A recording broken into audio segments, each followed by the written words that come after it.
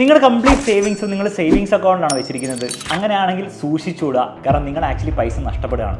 Recently SBI യും HDFC പോലത്തെ banks 2.75% savings അക്കൗണ്ടിൻ്റെ ഇൻട്രസ്റ്റ് റേറ്റ് കുറച്ചു.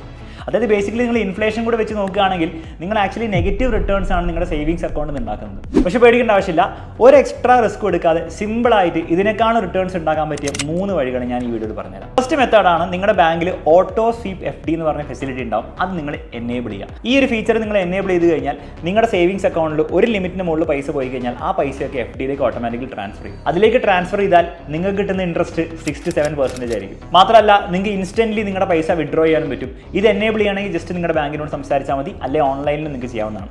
രണ്ടാമത്തെ മെത്തേഡാണ് liquid mutual funds. Liquid mutual ഫണ്ട്സിൽ നിങ്ങൾ ഇട്ട് കഴിഞ്ഞാൽ നിങ്ങൾക്ക് വളരെ സേഫ് ആയിട്ട് 5 to 6% റിട്ടേൺസ് നിങ്ങൾക്ക് വളരെ ഷോർട്ട് ടേമിൽ വരെ കിട്ടാൻ സാധിക്കും.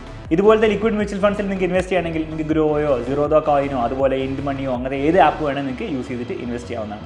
മൂന്നാമത്തെ മെത്തേഡാണ് സ്മോൾ ഫിനാൻസ് ബാങ്കുകളിൽ നിങ്ങൾക്ക് സേവിങ്സ് അക്കൗണ്ട് സ്റ്റാർട്ട് ചെയ്യാം. അങ്ങനത്തെ സേവിങ്സ് അക്കൗണ്ടിൽ 6 to 7% വരെ നിങ്ങൾക്ക് സേവിങ്സ് ഡെപ്പോസിറ്റിൽ മാത്രം ഇൻട്രസ്റ്റ് കിട്ടും. പക്ഷേ ഇവിടെ ശ്രദ്ധിക്കേണ്ട കാര്യം, വലിയ ബാങ്കുകൾ വെച്ച് നോക്കുമ്പോൾ ഈ SFBs കുറച്ചും കൂടി റിസ്കിയർ ആണ്. പക്ഷേ അതേസമയം നിങ്ങൾ 5 ലക്ഷം രൂപ വരെ ഓരോ ബാങ്കിൽ നിങ്ങൾ ഇൻവെസ്റ്റ് ചെയ്ത പൈസ ആക്ച്വലി RBI ഇൻഷുർ ചെയ്യുന്നതാണ്. സോ 5 ലക്ഷം രൂപ വരെ നിങ്ങൾക്ക് ഓരോ ബാങ്കുകളിലായിട്ട് നിങ്ങൾക്ക് ഡെപ്പോസിറ്റ് ചെയ്യാവുന്നതാണ്.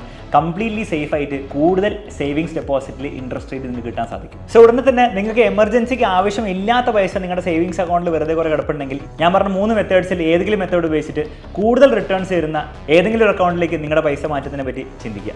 ഇതുപോലത്തെ പേഴ്സണൽ ഫിനാൻസ് ബേസ്ഡ് ആയിട്ടുള്ള ഇൻഫർമേഷൻ വേണമെങ്കിൽ നമ്മുടെ ഈ ഒരു പേജ് തീർച്ചയായിട്ടും ഫോളോ ചെയ്യാം.